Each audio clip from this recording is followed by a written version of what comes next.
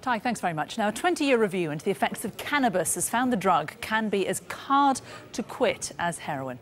The study found that 1 in 10 cannabis users become dependent on it. That rises to around 1 in 6 among users who started smoking cannabis as teenagers. The study also found that using cannabis regularly doubles the risk of developing a psychotic disorder, such as schizophrenia. Well, joining me now to discuss whether we are too soft on cannabis use is the author and chief executive of Drug Fam, Elizabeth Burton-Phillips, who believes using the drug can lead to more serious problems and the use of stronger narcotics, and Charlotte Bowyer from the Adam Smith Institute, who thinks it should be legalised. Thanks very much, both of you, for joining us. And before we get started, a reminder, you can join in the debate too. You can tweet us at Sky News or at Jane Secker Sky, including the hashtag skydebate. Text on 84501, email news@sky.com. Let us know what you think. Elizabeth Burton-Phillips, to you first. When you hear the results of this 20-year study, how does that chime with your experience as a mother? Absolutely in tune with everything as a mother, but also as a representative of the charity that supports families, friends and carers whose lives have been blighted by a loved one's addiction to a whole range of drugs, but particularly to cannabis. It's absolutely, I could have, and I'm sure every family member in our charity could have written this article themselves. What effect did cannabis use have on your two boys? Exactly as described, it's the sort of mental illness and the psychosis, all the problems that lead to a change of personality. You lose the person that you once knew, and we see daily in the support groups that we have families who are struggling to come to terms with what has happened to the young person or to the person that they knew in the family before they started smoking it. It isn't like going out and buying a box of paracetamol in the chemist, which has got instructions on it how many times a day that you take it and following instructions. It's just something that's being put into the body as a mind-altering substance that goes magnetically to the brain, that one joint can stay in the brain for up to 60 days and is so damaging to young minds in particular. Let's bring in Charlotte Bowyer from the Adam Smith Institute. Charlotte, when we talk about decriminalisation, legalising cannabis, the arguments have been that there isn't really the evidence that it does lead to using hard drugs. This research today surely disproves that, doesn't it? Not necessarily. I think actually Elizabeth's quite right that when you go out and now you smoke a joint, it's not like going to a pharmacy and buying a packet of paracetamol, because there are no instructions and there aren't none of these things which tell you what to do.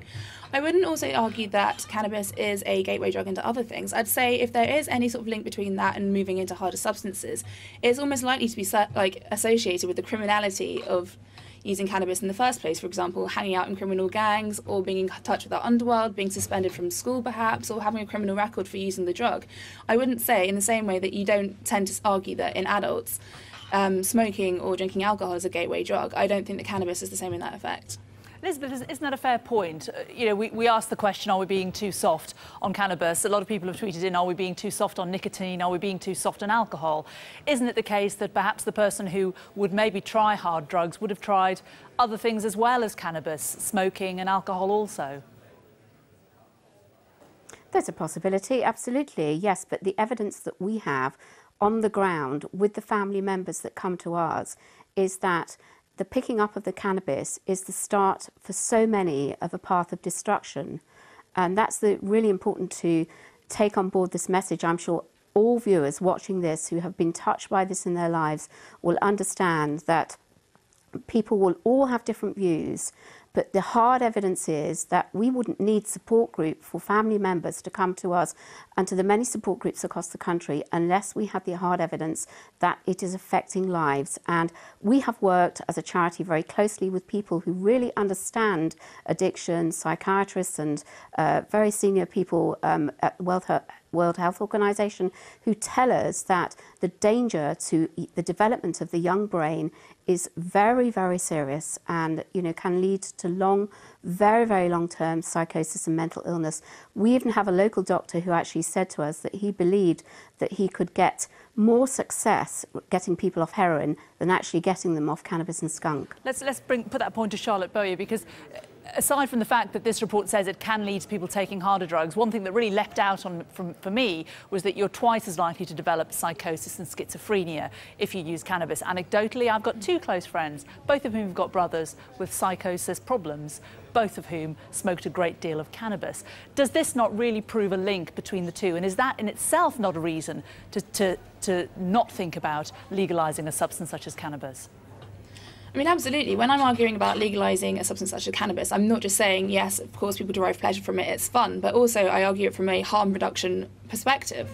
And so when you look at this, you say, yes, there's this proven link between mental health problems and schizophrenia. What can we do to reduce this harm? And one of the reasons that we're seeing this increase in mental disorders and mental problems is because the potency of weed and skunk, which is out there, is much, much higher than it has been before. It's increasing.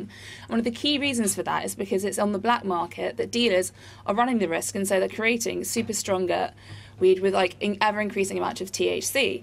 Now, if you had a regulated, legalized system where you had only perhaps licensed dispensaries creating things, then you'd be able to actually control the amount of active psychoactive chemicals in these things. You'd be able to regulate the doses. You'd be able to give people information, and there'd be a much larger range in choices. And I think you'd actually see incidences of mental illness going down when people have availability to a recreational, lighter version of the drug. Elizabeth Burton-Smith-Phillips, would you welcome that? I mean, do you think there are any benefits at all from cannabis? We know that in America it can be cultivated legally. There are a lot of evidence from people who perhaps suffer from MS that it has relieved their symptoms. Would you welcome it being legalised and controlled? Absolutely not. I understand and I respect the fact that there may be instances where it can help people with MS, but you have to think about, the naivety of that kind of approach of legalisation. What message does that send to young people that if you're going to legalise a substance and control it, what message does that send to them actually? The reality is that young people are very vulnerable, and they will just think it's so easy now, it's legalised to do it, there's no harm in it, etc., etc. Look at the problems that were created when it was the Class C substance. I mean, it's just absolutely naive to think that. Young people will just see that as a green light, that it's fine. And then who picks up the problem? The families pick up the problems. The psychosis, the mental illness. I